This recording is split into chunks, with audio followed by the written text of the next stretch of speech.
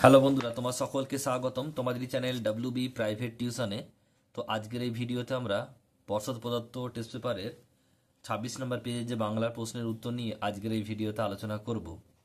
একের দাগে বলছে সঠিক উত্তরটি নির্বাচন করো। একের এক, আমাদের পথ নেই আর। পথ শব্দটি কবিতায় ব্যবহৃত হয়েছে দুবার। যুগান্তর কবি কি বলেছেন? ক্ষমা করো। তপনের লেখা গল্পের নাম কি ছিল? প্রথম দিন। বিচিত্র সব ছদ্মবেশ ধারণ করে বহুরূপী সাজতেন কে? হরিদা। নেক্সট দেখো পরের প্রশ্নগুলো পর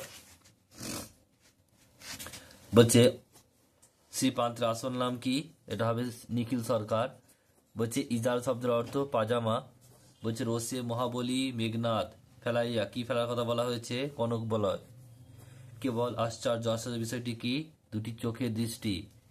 পিতলের চাইতে অ্যালুমিনিয়াম হালকা, এই জ্ঞানটি হলো সামান্য জ্ঞান। অপশন নাম্বার গ। অনুসর্গের এক প্রকার, অনুসর্গগুলি এক প্রকার কি? অব্যয়। বিভক্তি শব্দের অর্থ কি? বিভাজন।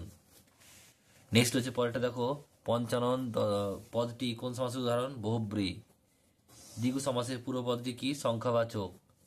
ওমা ওমা মেয়ে বলে কি, এটি কি ধরনের বাক্য? আবেগসূচক।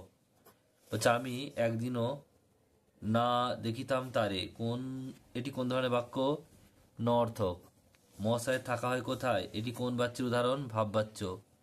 কর্ম বাচ্চে কর্তাকে বলে অনুক্ত কর্তা। এরপর এসিকিউ টাইপ প্রশ্নের উত্তর দেখে নাও পরপর। বলছে একেরটা বলছে অমৃতের জামা ছিঁড়ে যাওয়া সত্ত্বেও তার মা তাকে কিছু বলেন না কেন? উত্তর লিখবে হোলিতে ধস্তাধস্তি বলছে টানা হাঁচড়া হবে, এটাই স্বাভাবিক, তাই তার মা কিছু বলেননি।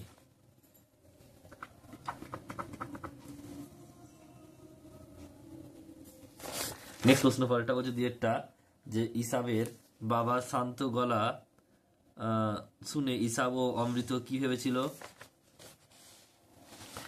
অমৃত ও ইসাব ভেবেছিল ইসাবের বাবা হয়তো জামা বদলানোর ঘটনা জানেন, শুধু ভালোবাসার ভান করছেন। নেক্সট প্রশ্ন পরেরটা বলছে দেখো দুইয়ের দাগে এসে তিনেরটা, নদীর বিদ্রোহ গদ্য অংশটি কার লেখা? উত্তর মানিক বন্দ্যোপাধ্যায়ের লেখা। মানিক বন্দ্যোপাধ্যায়। নেক্সট প্রশ্ন পরেরটা বলছে তাহাকে আর একটা ঘরে আটকাইয়া রাখা হইয়াছে, কাকে কি সন্দেহে আটকায় রাখা হয়েছে? লিখবে যে লোকটাকে বিপ্লবী সব্যসাচী মল্লিক বলে জগদীশবাবুর অত্যন্ত সন্দেহ হয়েছিল, তাকে একটা ঘরে আটকাইয়া রাখা হয়েছিল। নেক্সট প্রশ্ন দেখো পরেরটা কি বলছে। বলছে নদের পেশায় কি ছিল? Station master. Station master. দুয়ের দাগের একেরটা, দুয়ের দাগের দুইয়ের এক, পদ্মাবতী কাব্যগ্রন্থটি কোন সময়ের রচনা? 1645 থেকে 1652 খ্রিস্টাব্দের মধ্যে রচিত হয়েছিল। নেক্সট প্রশ্ন বলছে সিংহলে যাত্রাকালে কে রত্ন সেনকে সাহায্য করেছিলেন? উত্তর হবে রাজা গজপতি সাহায্য করেছিলেন। রাজা গজপতি সাহায্য করেছিলেন। নেক্সট প্রশ্ন বলছে পরেরটা দেখো, কবি অস্ত্র কোথায় সমর্পণ করতে বলেছেন? এটা হবে অস্ত্রকে গানের দুটি পায়ে সমর্পণ করতে বলেছেন। গানের দুটি পায়ে। নেক্সট প্রশ্ন পরেরটা আসছে, এবার কে কিভাবে আসছেন? লিখবে অনাগত প্রলয় নেশার নৃত্যে করতে করতে আসছে। নেক্সট প্রশ্ন বিদ্রুপ করেছিল ভীষণকে কিভাবে বিদ্রুপ করেছিল? লিখবে বিদ্রুপে ছদ্মবেশে বিদ্রুপ করেছিল। নেক্সট প্রশ্ন বলছে পরেরটা,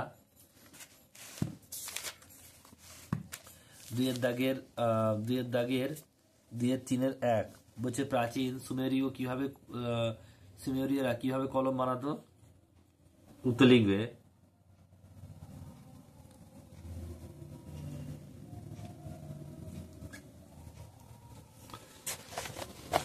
লিখবে লিখবে নল খাগড়া সংগ্রহ করে সেটাকে ভোঁতা করে তুলি বানিয়ে লিখতেন। নেক্সট প্রশ্ন পরেরটা বলছে ফেনিসীয় হলে লেখক কি করতেন? এটা লিখবে বিজ্ঞানী লিখবে বন প্রাপ্ত থেকে হাড় কুড়িয়ে তা দিয়ে কলম তৈরি করতেন। নেক্সট প্রশ্ন পরেরটা বলছে বৈজ্ঞানিক ছন্দ বলতে কি বোঝানো হয়েছে? বিজ্ঞান বিষয়ক প্রবন্ধ বা রচনাকে বৈজ্ঞানিক ছন্দ বলা হয়েছে। নেক্সট প্রশ্ন পরেরটা বলছে পরিভাষা সংকলনে কাদের চেষ্টা অধিকতর সফল হয়েছে বলে মনে করছেন প্রাবন্ধিক? লিখবে 1936 খ্রিস্টাব্দে কলকাতা বিশ্ববিদ্যালয়ে নিযুক্ত পরিভাষা সমিতির পরিভাষা নির্মাণের চেষ্টা অনেক বেশি সফল হয়েছিল বলে মনে করেছেন প্রাবন্ধিক। নেক্সট প্রশ্ন পরেরটা তৃতীয় বিভক্তি কাকে বলে? লিখবে যে বিভক্তি একাধিক কারকে ব্যবহৃত হয় তাকে বলা হয় তৃতীয় বিভক্তি, যেমন এ, তে, এগুলো। নেক্সট প্রশ্ন পরেরটা হচ্ছে অকারক পদ কাকে বলে? লিখবে বাক্যে এমন কিছু পদ থাকে যার সাথে ক্রিয়াপদের কোনো সম্পর্ক নেই, কিন্তু বাক্যস্থিত অন্য কোনো বিশেষ স্থানীয় পদের সঙ্গে প্রত্যক্ষ সম্পর্ক আছে, এই পদগুলিকে অকারক পদ বলে। নেক্সট প্রশ্ন হচ্ছে ব্রীহি শব্দের অর্থ কি? ব্রীহি শব্দের অর্থ কি? লিখবে ধান। নেক্সট প্রশ্ন পরেরটা বলছে দেখো সমাস কাকে বলে? লিখবে পরস্পর অর্থ সম্বন্ধযুক্ত দুই বা ততোধিক পদ মিলিত হয়ে একাধিক পদে পরিণত হওয়া করাকে বলা হয় সমাস।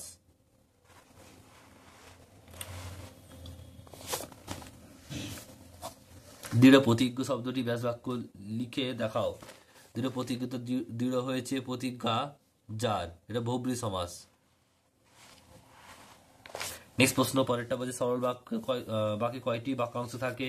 একটি। উত্তর হবে একটি। নেক্সট প্রশ্ন 7 প্রশ্নবোধক বাক্য কাকে বলে? যে বাক্যে কোনো কিছু জানার জন্য প্রশ্ন বা জিজ্ঞাসা ব্যক্ত হয় তাকে প্রশ্নবোধক বাক্য বলে।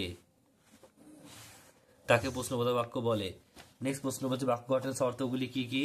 উত্তর হবে 3টি, যোগ্যতা, আকাঙ্ক্ষা, আসক্তি। নেক্সট প্রশ্ন পরেরটা বলছে কোথায় থাকেন? ভাব বাচ্চে পরিবর্তন করো, কোথায় থাকা হয়।